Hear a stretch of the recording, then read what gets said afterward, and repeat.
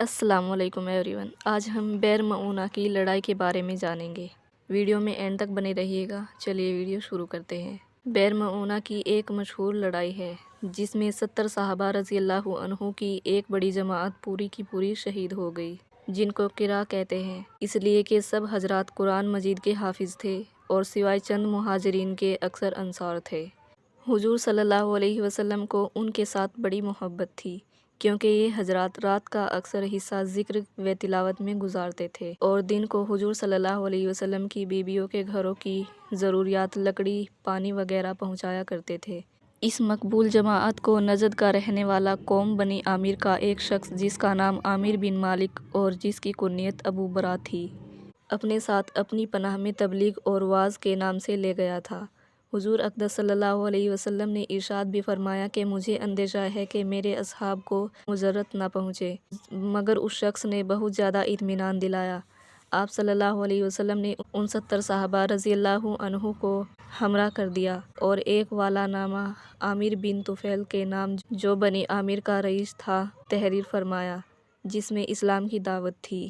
یہ حضرات مدینہ سے رخصت ہو کر بیر معونہ پہنچے تو ٹھہر گئے اور دو ساتھی، ایک حضرت عمر بن امیہ، دوسرے حضرت منظر بن عمر رضی اللہ عنہ، سب کے اونٹوں کو لے کر چرانے کے لیے تشریف لے گئے اور حضرت حرام رضی اللہ عنہ اپنے ساتھ دو حضرات کو ساتھیوں میں لے کر عامر بن طفیل کے پاس حضور صلی اللہ علیہ وسلم کا والا نامہ دینے کے لیے تشریف لے گئے۔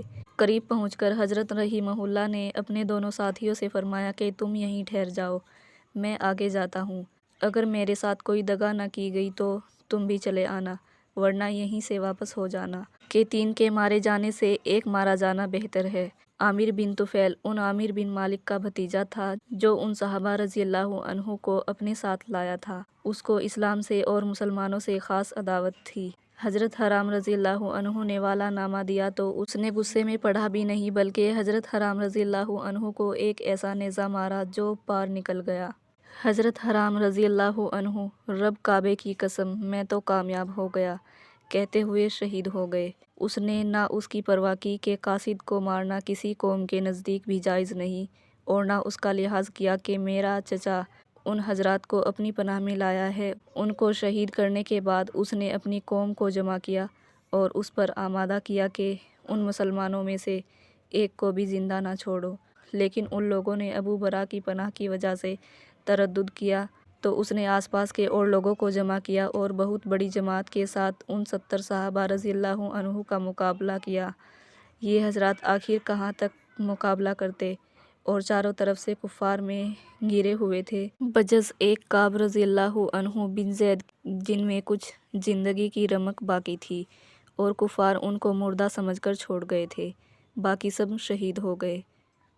حضرت منظر رضی اللہ عنہ اور عمر رضی اللہ عنہ جو اونٹ چرانے گئے ہوئے تھے، انہوں نے آسمان کی طرف دیکھا تو مردار خور جانور اڑ رہے تھے۔ دونوں حضرات یہ کہہ کر لوٹے کہ ضرور کوئی حادثہ پیش آیا ہے۔ یہاں آ کر دیکھا تو اپنے ساتھیوں کو شہید پایا اور سواروں کو خون کی بھری ہوئی تلواریں لیے ہوئے ان کے گرد چکر لگاتے دیکھا۔ یہ حالت دیکھ کر دونوں حضرات ٹھٹکے اور باہم مشورہ کیا کہ کیا کرنا چاہیے۔ عمر بن رضی اللہ عنہ امیہ نے کہا کہ چلو واپس چل کر حضور صلی اللہ علیہ وسلم کو اطلاع دیں، مگر حضرت منظر رضی اللہ عنہ نے جواب دیا کہ خبر تو ہو ہی جائے گی، میرا تو دل نہیں مانتا کہ شہادت کو چھوڑوں اور اس جگہ سے چلا جاؤں جہاں ہمارے دوست پڑے سو رہے ہیں، آگے بڑھو اور ساتھیوں سے جا ملو۔ چنانچہ دونوں آگے بڑھے اور میدان میں کود گئے۔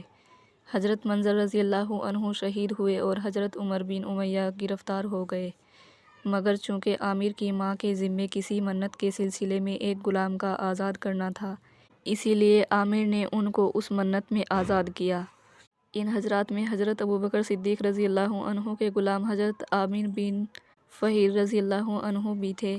ان کے قاتل جہار بن سلمی کہتے ہیں کہ میں نے جب ان کو برچھا مارا اور وہ شہید ہوئے تو انہوں نے کہا فزت واللہ، خدا کی قسم میں کامیاب ہوا۔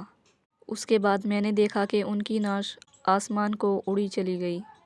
میں بہت متحیر ہوا اور میں نے بعد میں لوگوں سے پوچھا کہ میں نے خود برچھا مارا اور وہ مرے، لیکن پھر بھی وہ کہتے ہیں کہ میں کامیاب ہو گیا، تو وہ کامیابی کیا تھی؟ لوگوں نے بتایا کہ وہ کامیابی جنت کی تھی۔ اس پر میں مسلمان ہو گیا۔ سبحان اللہ، اللہ ہم سب کو ایسا ایمان عطا کرے۔ بے شک یہی ہے وہ لوگ جن پر اسلام کو بجا طور پر فخر ہے۔ بے شک موت ان کے لیے شراب سے زیادہ محبوب تھی، اور کیوں نہ ہوتی جب دنیا میں کام ہی ایسے کیے تھے جن پر اللہ کے یہاں کی سرخروئی یقینی تھی۔ اسی لیے جو مرتا تھا وہ کامیاب ہوتا تھا۔ اسی طرح کی صحابہ کی ریئل اسٹوری سننے کے لیے اس چینل کو سبسکرائب کر لیجئے۔ ویڈیو کو لائک اینڈ شیئر ضرور کریں۔ ملتے ہیں نیکسٹ ویڈیو میں۔ اللہ حافظ۔